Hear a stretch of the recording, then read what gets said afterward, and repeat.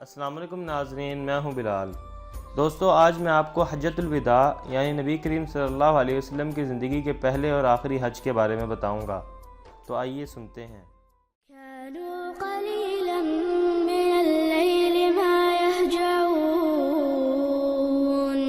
وبالأسحار هم يستغفرون۔ ناظرین، آپ صلی اللہ علیہ وسلم نے حضرت معاذ بن جبل رضی اللہ عنہ کو 10 ہجری میں یمن کا گورنر بنا کر روانہ کیا اور فرمایا، اے معاذ، غالباً تم مجھ سے میرے اس سال کے بعد نہ مل سکو گے، بلکہ غالباً میری اس مسجد اور قبر کے پاس سے گزرو گے۔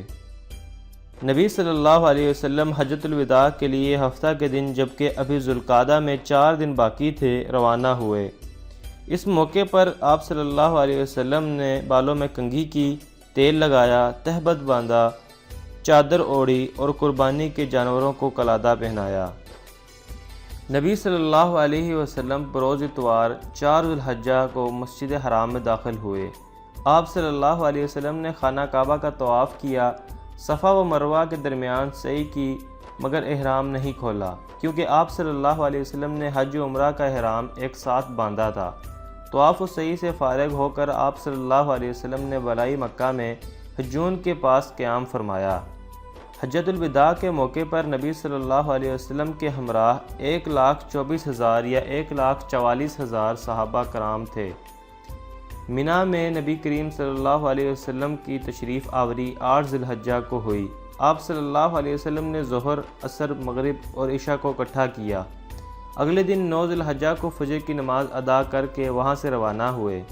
نیز آپ صلی اللہ علیہ وسلم نے 8 ذی الحجہ کی ظہر، عصر اور عشاء کو قصر ادا کیا۔ آپ صلی اللہ علیہ وسلم نے فرمایا، لوگو میری بات سن لو، کیونکہ میں نہیں جانتا، شاید اس سال کے بعد اس مقام پر میں تم سے کبھی نہ مل سکوں۔ تمہارا خون اور تمہارا مال ایک دوسرے پر اس طرح حرام ہے جس طرح تمہارے آج کے دن کی، موجودہ مہینے کی اور موجودہ شہر کی حرمت ہے۔ سن لو، جاہلیت کی ہر چیز میرے پاؤں تلے روندی گئی ہے۔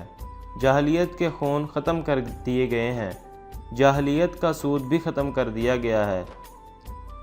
اور حجۃ الوداع کے موقع پر اللہ تعالیٰ نے سورۃ المائدہ کی آیت نمبر 3 نازل فرمائی، جس میں اللہ تعالیٰ نے فرمایا، الیوم اکملت لکم دینکم واتممت علیکم نعمتی ورضیت لکم الاسلام دینا۔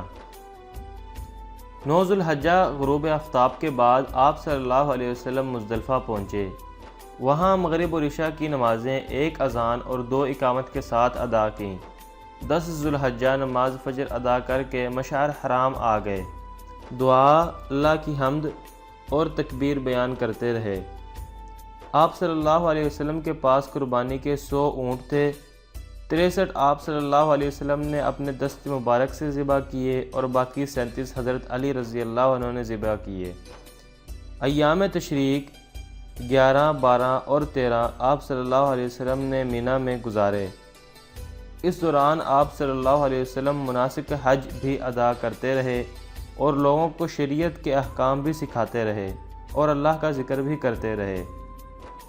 13 ذی الحجہ کو فارغ ہوئے اور وادی بطحا یعنی وادی محسب کے خیف بن کنانہ میں فروکش ہوئے۔ دن کا باقی ماندہ حصہ اور رات وہیں گزاری اور ظہر، عصر، مغرب اور عشاء کی نمازیں وہیں پڑھیں۔ البتہ عشاء کے بعد تھوڑا سا سو کر اٹھے، پھر سوار ہو کر بیت اللہ شریف لے گئے اور طواف وداع کر کے مدینۃ الرسول کی جانب الوداع ہو گئے۔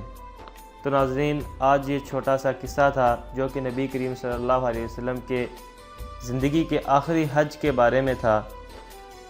اگر آپ کو میری یہ ویڈیو پسند آئی ہو تو ضرور لائک اور شیئر کریں، اور ہمارے چینل کو سبسکرائب کرنے کے ساتھ ساتھ بیل آئیکن کو بھی ضرور دبائیں تاکہ مزید آنے والی تمام اپڈیٹس آپ تک آسانی سے پہنچ سکیں۔ خدا حافظ۔